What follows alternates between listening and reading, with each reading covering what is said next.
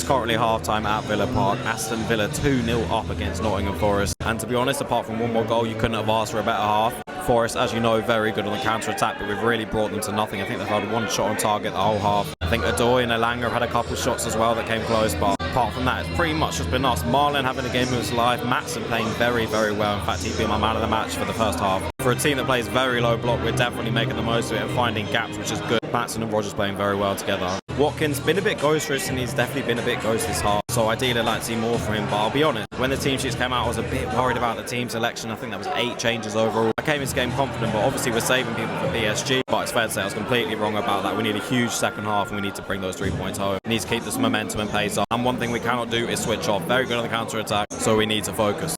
Now it's full-time. Aston Villa 2, Nottingham Forest 1. What a win. Not gonna lie though, we made a meal out of it in that second half. Forest played a lot better, made it a lot more of a challenge, had a few shots. Obviously they got their goal, fair enough, but like I said, at half time you can't switch off, and we did switch off, but I'm glad we made those substitutions. Correct subs, by the way. I was a bit worried about McGinn coming on. Watkins definitely needed to come off. Yeah, Emery got it absolutely spot on with those subs. Right rotation. Now we can go into PSG with a fairly fit, fairly fresh leg squad. Thought Rashford played very well, Rogers played very well at the end. And yeah, McGinn as well, surprised. At the end of the day, the better team won, and we've always said Forest are really not that good of a team. Yes, they've had a good season, but that's still just a mid-table team to me. Anyway, I'll see you lot in Paris.